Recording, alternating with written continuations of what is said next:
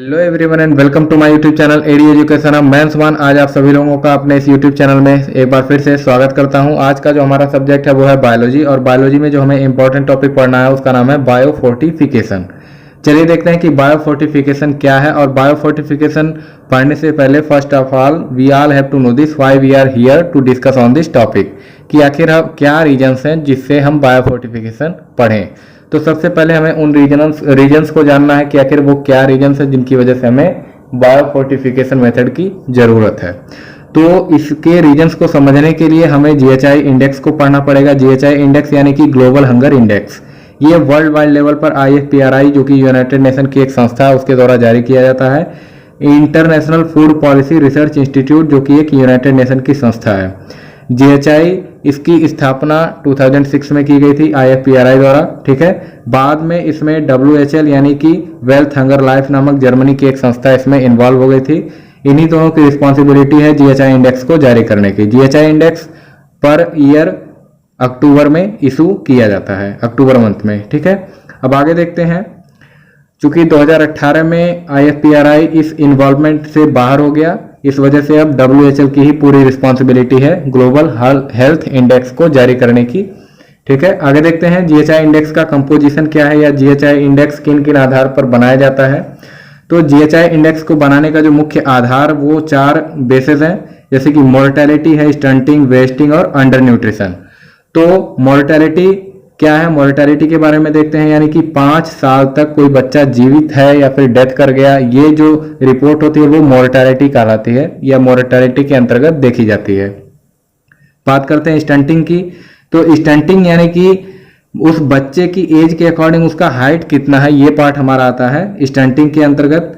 Wasting की बात करें तो वेस्टिंग यानी कि उस बच्चे की हाइट के अकॉर्डिंग उसका वेट कितना है, ये पार्ट हमारा वेस्टिंग कहलाता है। और अंडर न्यूट्रिशन की बात करते हैं तो उसे जितनी कैलोरी की रिक्वायरमेंट थी वो उसे पूरी मिली या नहीं मिल पाई, ये पार्ट हमारा अंडर न्यूट्रिशन के अंतर्गत आता है। तो इन्हीं 4 मतलब बेसिस के आधार पर हमारा जीएचआई इंडेक्स तैयार किया जाता है। जीएचआई इंडेक्स में हर एक कंट्री को उसे एक रैंक दिया जाता है, उसे एक नंबर अलॉट किया जाता है। जिस भी कंट्री का जितना अधिक नंबर होता है वो उसकी गंभीर स्थिति को इंडिकेट करता है।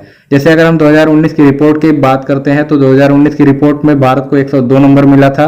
और यदि हम बात करते हैं अपने पड़ोसी देशों की यानी कि पाकिस्तान, बांग्लादेश और नेपाल वगैरह की, तो वो हमसे बेहतर कंडीशन में है, वो हमसे कम नंबर पा करके हमसे बेहतर कंडीशन में है, जबकि हम जीएचआई इंडेक्स में बहुत ही बुरी हालत में है, ठीक है। आगे देखते हैं। इसी चीज को हमें एक ग्राफ के माध्यम से दिखाया गया है जिसमें इंडिकेट फूड सप्लाई, जिसके अंतर्गत अंडर नरिशमेंट भाग आता है, चाइल्ड मोर्टेलिटी अंडर 5 एज में आते हैं, स्टंटिंग और वेस्टिंग जो है चाइल्ड अंडर नरिशमेंट के अंतर्गत दिखाया गया है। अब इसके बाद हम जो पढ़ेंगे वो इस एक और रीजन है बायोफोर्टिफिकेशन पढ़ने के लिए। चलिए उसे देखते हैं माल न्यूट्रिशन क्या होता है। माल न्यूट्रिशन यानी कि malnutrition refers to both undernutrition and overnutrition. Undernutrition यानी कि प्रॉब्लम्स कॉज्ड बाय डिफिशियंसीज, यानी कि जो हमें माइक्रो न्यूट्रिएंट्स, प्रोटीन्स, विटामिन हमें मिलने थे वो ना मिलने की वजह से जो प्रॉब्लम क्रिएट होता है वो हमारा अंडर न्यूट्रिशन के अंतर्गत आता है। और ओवर न्यूट्रिशन यानी कि problems caused by unbalanced diet such as consuming too many calories in relation to requirement, यानी कि जितनी हमें रिक्वायरमेंट थी माइक्रो न्यूट्रिएंट्स की उससे यदि अधिक हम डेली बेसिस पर कंज्यूम कर लेते हैं तो वो पार्ट, उससे जो हमारा प्रॉब्लम क्रिएट होता है वो हमारा किस में आता है, ओवर न्यूट्रिशन के अंतर्गत आता है, ठीक है। आगे देखते हैं 2 बिलियन पीपुल और नियरली 1 in 4 इंडिविजुअल। यदि हम 2 बिलियन पीपुल के बात करते हैं तो उनमें से यदि हम पर 4 व्यक्ति की बात करें, पर 4 इंडिविजुअल की बात करें तो उनमें से एक व्यक्ति जो है वो सफर किससे हुआ है, हिडन हंगर से। अब बात करते हैं हिडन हंगर से। तो हिडन हंगर की क्या है, हिडन हंगर क्या है, हिडन हंगर यानी कि हमारा पेट भर भी रहा है परंतु जो हमें माइक्रो न्यूट्रिएंट्स मिलने थे वो हमारे नहीं मिल पा रहे हैं, तो ये पार्ट हमारा क्या कहलाता है, हिडन हंगर। और ये सबसे बड़ी समस्या है भारत में, जो कि इसे जीएचआई इंडेक्स में बुरी हालत में दिखाया गया है। जीएचआई इंडेक्स इसी चीज को दिखाता है, किसी भी देश की न्यूट्रिशन उसके हंगर के इंडेक्स को ही जारी करता है, उसके हंगर के इंडेक्स को ही दर्शाता है। आगे देखते हैं। अब इसका इम्पैक्ट हमारे किस पर पड़ता है हिडन हंगर का, तो वो है mental impairment, poor health, low productivity and even death. Means जो हिडन हंगर है उसकी वजह से जो हमारा मेंटल इंपेयरमेंट है वो पूरी तरह से बिगड़ जाता है, पुअर हेल्थ हो जाती है, हमारा स्वास्थ्य सबसे बुरा प्रभावित होता है, हमारी जो प्रोडक्टिविटी होती है वो बहुत ही लो हो जाती है, एंड इवन डेथ, और फाइनली हम डेथ भी हो सकते हैं, यानी कि मर भी सकते हैं। ये एक आंकड़ा था या एक रिपोर्ट थी किसकी, अकॉर्डिंग टू द WHO यानी कि वर्ल्ड हेल्थ ऑर्गेनाइजेशन की एक रिपोर्ट के अनुसार बताया गया है। आगे देखते हैं लैक ऑफ जिंक, जो कि एक माइक्रोन्यूट्रिएंट है। अब जिंक की कमी की वजह से हमें कौन सा इंपैक्ट हमारे ऊपर पड़ता है, तो वो देखते हैं poor growth and stunting. Stunting यानी कि एज के हिसाब से हाइट, तो एज के हिसाब से हाइट तभी प्रभावित होगा जब हमारा पुअर ग्रोथ होगा, ठीक है।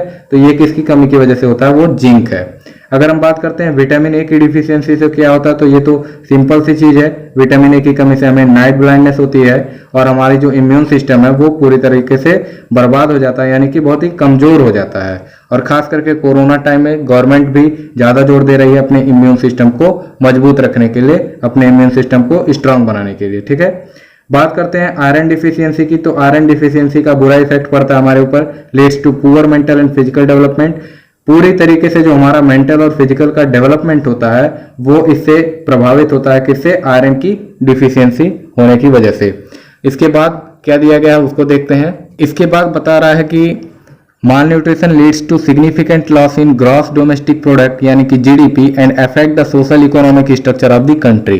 कह रहा है कि जो माल न्यूट्रिशन है उसका बुरा इंपैक्ट पड़ता है हमारी जीडीपी पर, and affect the socio economic structure of the country. किसी भी देश की, किसी भी कंट्री की सोशियो इकोनॉमिक स्ट्रक्चर को भी ये प्रभावित करता है। जब हमारी प्रोडक्टिविटी लो रहेगी, हम किसी भी काम को करने के लिए सक्षम नहीं रहेंगे, तो जाहिर सी बात है कि हमारा जीडीपी प्रभावित होगा और हमारा सोशियो इकोनॉमिक स्ट्रक्चर भी प्रभावित होगा, ठीक। आगे देखते हैं, more than 1/3 of the world's malnourished children live in India, यानी कि मैलन्यूट्रिशन से पीड़ित जितने भी चिल्ड्रन हैं पूरे वर्ल्ड में, उसका 1/3 पार्ट केवल इंडिया में ही पाया गया है, और ये इंडिया के लिए एक बुरी खबर है।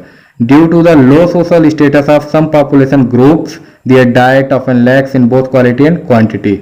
ये एक बहुत बड़ा जन समुदाय है जिसके डाइट में उसकी लो क्वालिटी है और उसकी क्वांटिटी भी लो है, और जिसका उसे अवेयरनेस की वजह से जानकारी नहीं है, और ये पार्ट हमारा क्या होता है, हिडन हंगर को बढ़ावा देता है, ठीक। आगे देखते हैं, करा बायोफोर्टिफिकेशन। अब बायोफोर्टिफिकेशन असल में क्या है इसके बारे में हम लोग देखते हैं।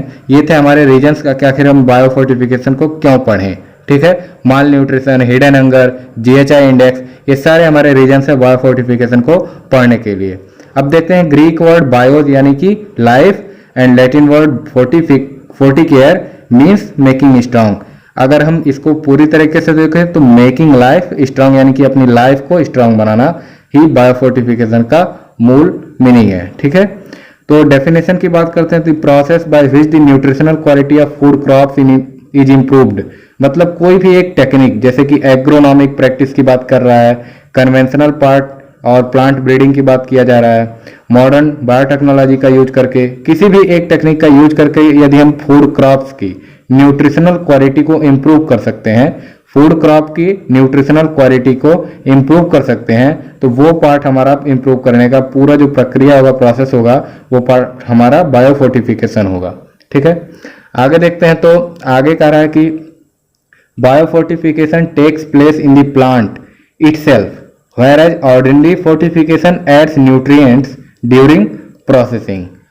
फोर्टिफिकेशन और बायोफोर्टिफिकेशन में एक बहुत बड़ा डिफरेंस है। अब देखते हैं वो डिफरेंस क्या है। तो बायोफोर्टिफिकेशन यानी कि जब पौधे को उगाया जा रहा है, ठीक है, तो उसके सॉइल या किसी भी माध्यम से उसमें माइक्रो न्यूट्रिएंट्स को ऐड करने का यदि हम कर देते हैं, तो वो पार्ट हमारा क्या कहलाता है, बायोफोर्टिफिकेशन कहलाता है। और यदि हम बात करते हैं फोर्टिफिकेशन की, तो उससे जो हमें आउटकम हुआ कोई भी पौधा लगाने से, ठीक है, तो वेजिटेबल हुआ, फ्रूट्स हुए, ये सारी चीजें यदि हम इन्हें प्रोसेसिंग के दौरान इनमें अगर हम माइक्रो न्यूट्रिएंट्स को ऐड करते हैं, तो वो पार्ट हमारा क्या कहलाता है, ऑर्डिनरी फोर्टिफिकेशन के रूप में देखा जाता है। आगे देखते हैं, it is an important tool to fight hidden hunger. जैसा कि हमने आपको बताया कि बायोफोर्टिफिकेशन एक इंपॉर्टेंट टूल साबित हो सकता है हिडन हंगर को दूर करने में और GHI इंडेक्स में भारत की स्थिति को बेहतर बनाने में, ठीक है। तो ये पार्ट था हमारा GHI इंडेक्स और बायोफोर्टिफिकेशन में यही रिलेशन था, ठीक है। आगे देखते हैं इसमें कहा कि a study in the USA says each $1 invested in bioffortification gives a country a return of $17। USA यानी कि यूनाइटेड स्टेट ऑफ अमेरिका की एक स्टडी के दौरान ये कहा गया कि यदि हम बायोफोर्टिफिकेशन मेथड पर $1 इन्वेस्ट करते हैं तो ये हमारी कंट्री को $17 के रूप में रिटर्न करेगा। ठीक है, और ये बड़ी बात है किसी भी मेथड को लेकर के कही गई है। ICAR आपको इसका पूरा नाम कमेंट करना है। ठीक है, तो ICAR run by the ministry of agriculture and farmers welfare. ICAR जो एक संस्था है वो किसके द्वारा रन करती है, तो ministry of agriculture and farmers welfare has developed over a dozen biofortified varieties, जिसने कई सारे दर्जनों बायोफोर्टिफाइड वैरायटीज को डेवलप किया है, जिसमें कुछ cereals, pulses, oil seeds, vegetables और फ्रूट्स इंक्लूडेड हैं। अब अगर हम बात करते हैं बायोफोर्टिफाइड क्रॉप्स की इन इंडिया, भारत में, एंड फ्यूचर प्रॉस्पेक्ट, और इस बायोफोर्टिफाइड क्रॉप को लेकर के जो हमारा फ्यूचर प्रॉस्पेक्ट होना चाहिए वो क्या क्या है, अगर हम इसकी बात करते हैं तो सबसे बड़ा एग्जांपल और सबसे मोस्ट इंपॉर्टेंट एग्जांपल है मधुबन गाजर यानी कि कैरेट। मधुबन गाजर developed through the selection method with iron content. Madhuban गाजर में जो आयरन कंटेंट इंजेक्ट किया गया है, ठीक है, या मॉडिफाइड किया गया है, वो है 276.7 मिलीग्राम और पर केजी के हिसाब से इसमें मिलता है। एंड जो हायर बीटा कैरोटीन कंटेंट है वो 277.75 मिलीग्राम है पर केजी के हिसाब से। तो ये था मधुबन गाजर, ठीक है, जो कि एक बायोफोर्टिफाइड क्रॉप है। अब बात करते हैं इसे डेवलप करने का श्रेय किसे जाता है, तो इसे डेवलप करने का जो श्रेय जाता है वो श्री वल्लभ भाई वसरम भाई मराणिया को जाता है। श्री वल्लभ भाई वसरम भाई मराणिया इज अ फॉर्मर साइंटिस्ट, जो कि एक साइंटिस्ट थे, who is from the Junagadh district of Gujarat, जो कि गुजरात के जूनागढ़ डिस्ट्रिक्ट से बिलोंग करते हैं। ठीक, अब आगे बात करते हैं फ्यूचर प्रॉस्पेक्ट की। तो यदि हमें अपना GHI इंडेक्स सुधारना हो, GHI इंडेक्स में भारत को यदि अपनी अच्छी पोजीशन दिखानी हो, तो बायोफोर्टिफाइड क्रॉप्स को हमें अडॉप्ट करना पड़ेगा। और इसे अडॉप्ट करने के लिए सबसे जो जरूरी चीज है वो हमारे अंदर अवेयरनेस होनी चाहिए बायोफोर्टिफाइड क्रॉप्स को लेकर के। इसके क्या बेनिफिट्स हैं, क्या लॉस हैं, इन सब के बारे में हमारे पास पर्याप्त जानकारी होनी चाहिए, तभी तो हम इसे अडॉप्ट करेंगे।